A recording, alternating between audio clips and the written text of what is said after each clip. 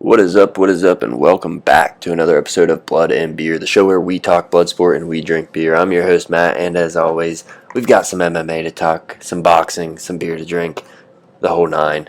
We're recapping UFC 304 today, baby. Aspinall knocking out Blades 60 seconds, Bilal getting it done, Paddy Pimblett. It was a card. Outside of those fights, a couple others, it was kind of dog shit. A lot of dull fights. We'll get into that, but we're going to break the card down, look ahead at other things happening in the MMA landscape and what we got coming up in the future. So, yeah, like I said, Tom Aspinall, 60-second knockout of Curtis Blades, and this guy is just on fire. I said if Blades can drag the fight on, he might have a chance, he might gas him out, because we haven't seen Tom go past 7.5 minutes in the UFC. That wasn't a problem. 60 seconds, done. Tom's last three fights, 3 minutes and 22 seconds.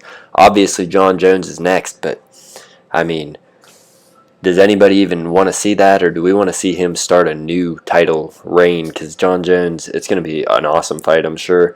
John might even beat him, but if John beats him and then retires, all that does is solidify John Jones and muddy up the heavyweight division even more. Puts a kink in old Tommy Boy's armor. So I don't know what we're going to see there, but it's going to be the winner of John and Stipe. Probably John's winning that one.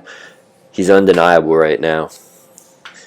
And then, like I said, Bilal, remember the name Muhammad, gets it done. I told you so. I said he's getting it done. I said he's got the game plan. He just goes out there. He finds what you're not very good at, and he capitalizes. He makes that the whole fight. And this fight had its moments for both guys. Leon had back control a lot of the time. He landed some nasty elbows at the end of the fight. But for the most part, it was Bilal coming in with the boxing, hitting a lot of jabs, and then pressuring him. Slammed him on his head, slammed him a couple other times as well. Just looked absolutely phenomenal. The gas tank was great. He said Khabib did a game or a tape study of Leon and gave him a game plan of how he's going to beat him, and he stuck to that. That's what got it done.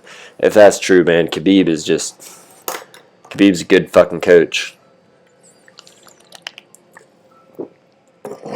So what's next for Bilal then? You got Shavkat Rakhmonov waiting in the wings. That's probably going to be it. That's a tough fucking fight for him because Shavkat is great everywhere. He's got great submissions, great wrestling, great striking. He's strong as fuck, young, athletic. It's going to be tough, but Bilal's going to come with that fucking game plan when that fight comes. Dana's pissed about it, though. Dana did not want Bilal winning the title. You could see it when he was putting the belt around Bilal. That is not what he wanted to see, how he wanted this division going. But now he can kind of elevate that next wing of the UFC welterweights with the JDMs, with the Shavkats, with the MVPs, the Ian Garys. Those guys can come up and kind of start working their way through, phase out the old guys like Kamaru, Leon, Colby, all those guys. Paddy, the Batty Pimblett, he goes out there and gets a real quick triangle of Bobby Green. Puts him out cold in the triangle. Bobby shot the takedown and went straight to a guillotine. Paddy transitions from the guillotine because he didn't have it all the way in to a triangle. Puts Bobby out before Bobby's out, or as Bobby's out, he switches to an armbar, but Bobby was already passed out. Everybody was doubting Paddy. I don't know why. Dude's just a fucking gamer. He's been here before. Bobby Green's good, but that's another one. I told you so on it. Now, our bets this past weekend. It was our first non-positive week in a minute. Since we started doing this $1,000 series, this is our first loss. We lost 110 on the card, so still not too bad. 644.51 profit year to date, so we're not doing too bad. Patty, he definitely helped us out there. Molly McCann, she did not. She lost a decision to... I forget her name now, but she didn't look good. She got kicked in the stomach and the liver and just was gasping for air at the beginning of that first round, so killed the parlay there, but that's okay. We move on. The card, though, before we move on to the undercard fights, most of the undercard fights were absolute dog shit. I mean, a lot of decisions, a lot of inactivity. I wonder if the time of the card had something to do with that. It was 5 a.m. when the last fight kicked off over there in the UK, so I think a lot of the UK fighters were just kind of not on it because it's so fucking late. They should have been asleep at that time. But what do you do? All right. Now we're moving down to the prelims. Only big thing I really want to talk about on the prelims is Muhammad Mokaev versus Manel Kape. What the fuck was this? These guys got in a fight at the UFC PI. Makayev sucker punches Cop. They got in a fight at the weigh-ins. They tried getting in a fight entering the octagon. They needed security to separate them. And then the opening bell rings, and there's no fucking activity at all. Now, Cop breaks his toe in the fight, but that's neither here nor there. Neither guy was really active. It was such a dull fight. And Dana's fed up with this guy, Makayev. His contract's expired, and Dana's not re-signing him. He came out after the fight. They were asking him about him. He said, the matchmakers are sick of him. He's pulling shit all the time. He's just sounds really unprofessional. He's always starting shit with people. And the way this guy acts, you'd think he'd go out there and fucking swing hands. But no, he goes out there and just goes for control to get wins. Boring fighter. And when they asked Dana about re-signing him, getting him a new contract, Dana White said, listen, the PFL is going to get a great undefeated prospect, which is fucking hilarious because the PFL doesn't have a flyweight division or a bantamweight division, so he can't even move up one. The real only place this guy could go and do anything is ONE FC, and if he goes over there, he's going to have to take on Demetrius Johnson, and he'll get fucking mollywopped by that dude. So, really, this might be the end of the road for Makayev. We might see him down the line get re-signed after he matures a little bit, gets his shit together, but right now, UFC's fed up with him. The guy's just a fucking head case, too much to deal with. So that's what we got from UFC 304. That's the standout moments. Not a ton of stuff happened other than Dana White. He came out afterwards also and said, no more raised bonuses. This one was $100,000 because the fighters asked.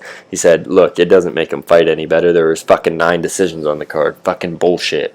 Bullshit.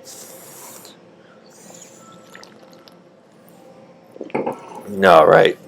Now looking ahead, UFC just announced the full card for UFC Noche Riyadh season at the Sphere. It's going to be headlined by Sean O'Malley versus Merab Dvalishvili. Alexa Grasso is defending against Valentina Shevchenko. Brian Ortega versus Diego Lopez. Daniel Zellhuber versus Esteban Ribovics. Ronaldo Rodriguez taking on Ode Osborne. Irene Aldana, former title challenger, taking on Norma Dumont. Manuel Torres versus Ignacio Bahamondes. Edgar Chairez versus Kevin Bjorhas. Yasmin Yergwe versus Caitlin Souza. And Raul Rosas Jr. versus Arichi Lang. So, it's a fun card. Not a lot of name power other than it's top heavy with the top 3 fights. But other than that, a lot of people you might not have heard of. But this Ronaldo Rodriguez, he's going to be a fun fight. He's super just action-packed. Ignacio Bahamondes, crazy strikes. Zellhuber, he's fun as hell. So a lot of guys you might not have heard of yet, but they're working their way up. They're going to be mainstays in the UFC. And then we got a PFL card coming up this weekend as well. Their heavyweights and women's bantamweights tournament is kicking off for the playoffs. That's we'll get into that, maybe do a short show on it later this week. I don't know. UFC on ABC 7 is also coming up this weekend. That's going to be an awesome card. You got Corey Sandhagen taking on Umar Nurmagomedov. Tony Ferguson versus Michael Chiesa. Davison Figueiredo taking on Chito Vera. A lot more going on there, but that's what's going on that card. We'll do an episode where we're doing our pick'ems for that later this week. And thanks for tuning in. It's been a shorter one. This card was kind of a dud, but I wanted to recap the main shit that went down with the Tommy, with the Bilal, with the Patty, with Muhammad Makayev being poof, David Copperfield gone. Anyways, thank you for tuning in to Blood and Beer. As always, this has been Matt, and like, comment, subscribe, whatever you do.